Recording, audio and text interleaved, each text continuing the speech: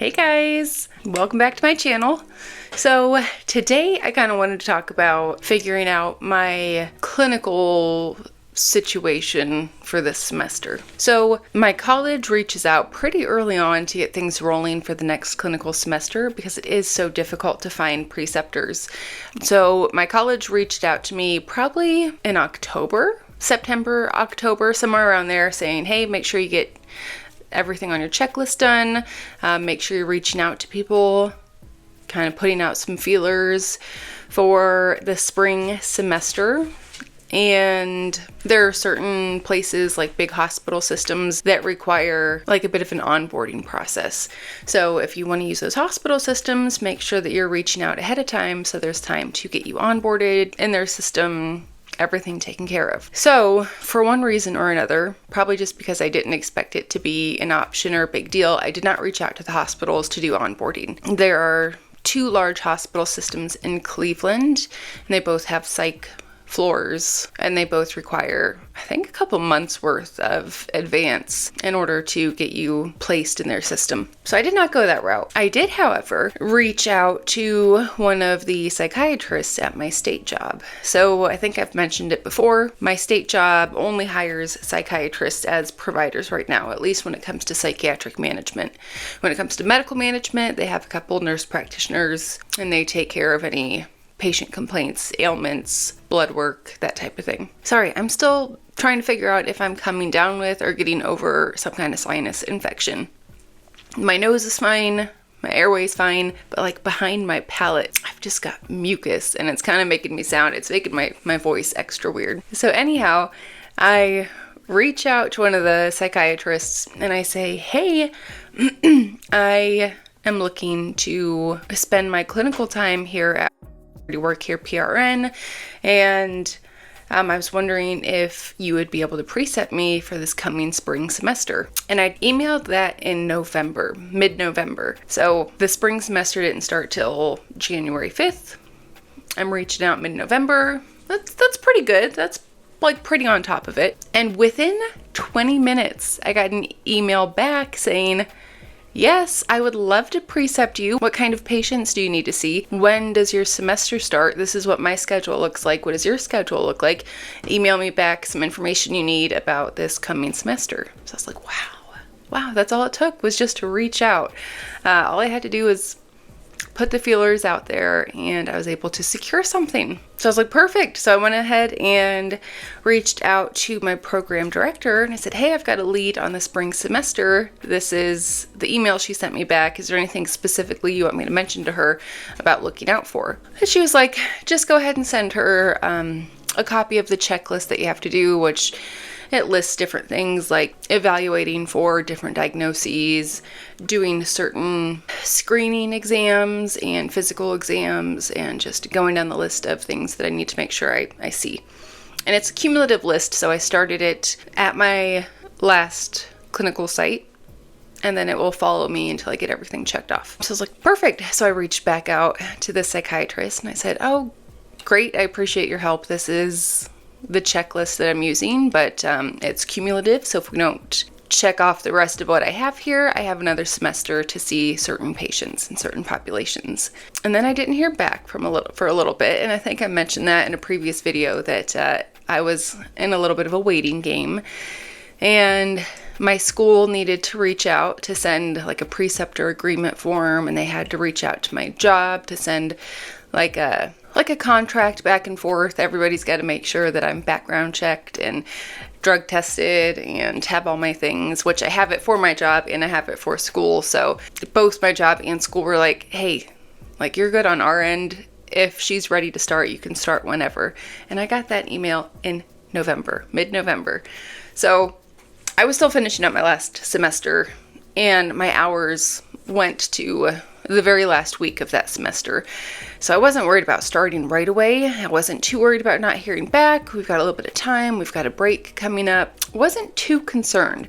But then my school got a hold of me and they're like, hey, we haven't heard back from this preceptor. Is this like a working email address? Is this So I got a couple alternatives because for certain reasons she had a couple email addresses. And I thought, oh, there must have just been a mix-up. There's some changes to the system, so maybe she's only using this email. So I sent that one to my school. And they're like, no, she's still not getting back to us. So I'm like, ugh. So because I work there, I reached out to administration. I said, hey, Dr. So-and-so agreed to precept me. I was in touch with her in November, but I really haven't heard back from her since. It's like the beginning of December now. Let me know if there's another way I can get in touch. And that's when administration reached back out and said, oh, that's great. She'll be great with you. I'll reach out to her too, and I'll let you know if I hear anything. Because we have all your information already, feel free to start, whenever you're in touch with her.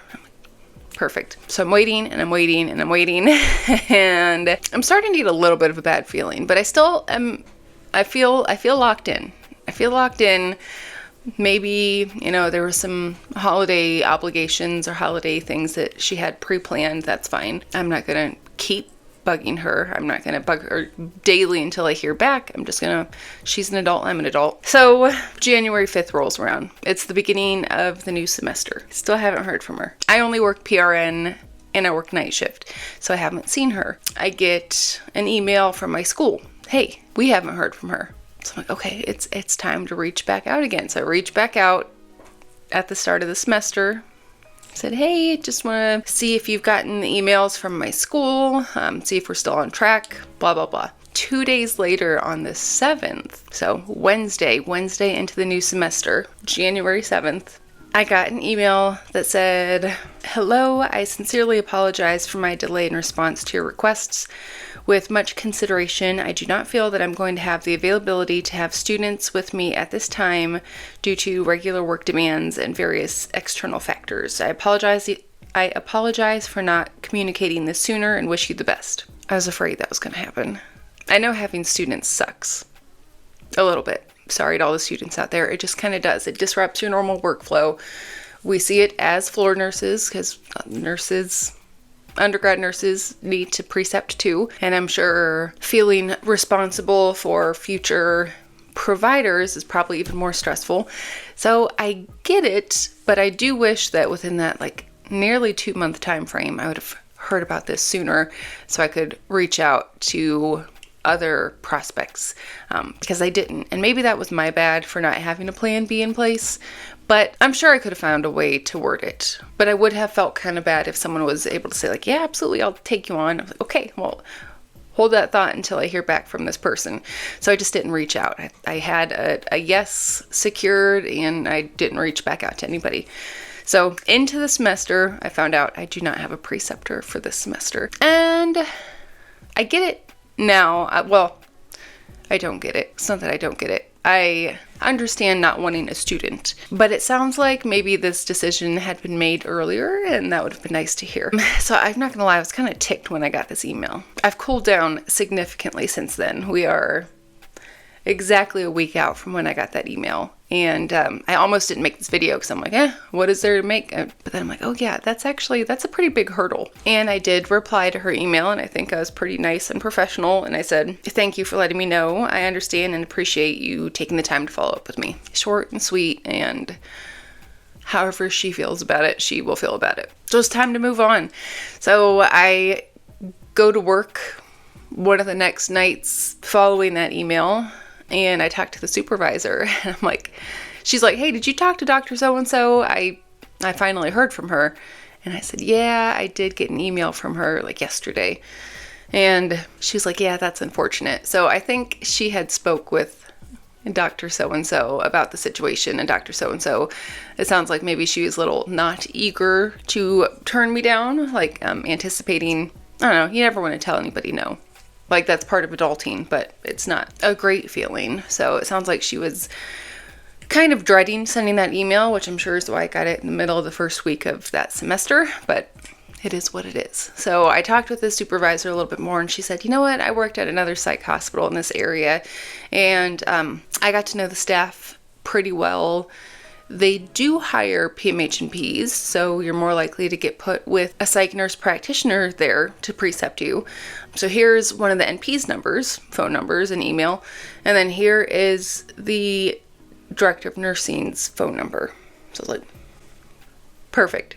It's good to have contacts. And as she was giving me the name of the NP at this other psych hospital, I'm like, man, that sounds really familiar. Like, why do I know that name? And then it occurred to me that it is the name of my clinical instructor for this semester. We all do discussion posts, and of course week 1 was introduce yourself, tell us a little bit about yourself, and she's like, I'm a PMHNP at a psych hospital, and like I'll be your contact while you're going through clinicals. If you have questions, reach out to me, blah, blah, blah. So I did reach out to her. I said, hey, I was talking with my supervisor here, and she brought up your name as someone she had worked with before. And then it occurred to me that you are the instructor for this class. This is a little bit about the current situation I'm in. Do you have availability to precept? And I'd say I probably sent that night. So that was probably like the 8th. And I have not heard back from her. So I'm going to take it as a no. I don't know if she's looking into it or if she's busy or if she's like, no, that's completely inappropriate. I'm like kind of responsible for your grades. I'm not also going to precept you. I don't know, but I haven't heard back from her. So initially following the email I got from the doctor at my state job, I was like, oh, I kind of feel like because the state job is staffed by doctors and no NPs, that there might be a bit of a culture around these providers regarding nurse practitioners. So in my head, all of the doctors at this place were off the table. I was like, there's no point in reaching out. This doctor probably tried getting advice from the other docs, and they probably kind of talked her out of it because I've never seen students with them. I don't work day shift, so maybe I just don't know, but maybe it's just not something they do much of. But after not having much luck for a week or so, I was like, you know what?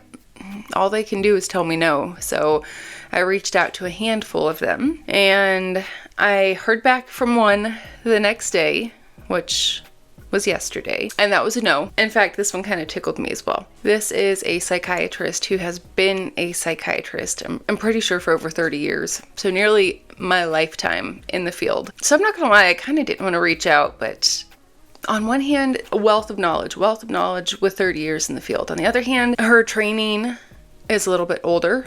Her thought processes might be a little less open, but it's the psych field. I mean, you can hardly go into the psych field if you don't have an open mind. So I went ahead and reached out anyhow, but she got back to me and said, my email to her was like, hey, I need a preceptor. I had one secured, but due to some last minute changes, I need a preceptor for, it was better than that, but something along those lines. Like, I'm not just now reaching out for this semester, shit happened, and now I'm reached out again. Also, if you're not able to, do you have any, recommendations or any advice, that type of thing? And she said there was no heading or anything, no addressing, which is fine, I guess. It says, I'm sorry I'm not available. I don't know any inpatient doctors or NPs in this area, so I don't have any recommendations.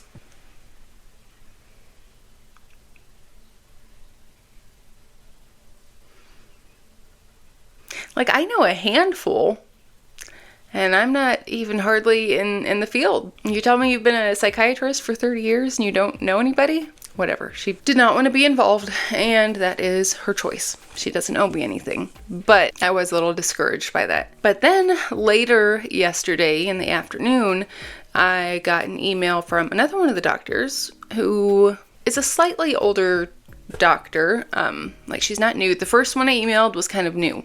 She looks very young, likely just out of school for maybe 5 years or so. But I had such a good relationship with my first preceptor that I was kind of hoping to get that kind of relationship again, where I could text her, make sure we're on the same page, get our schedules down, very easy communication. So first one, very young. Second one, a lot more experience in the field.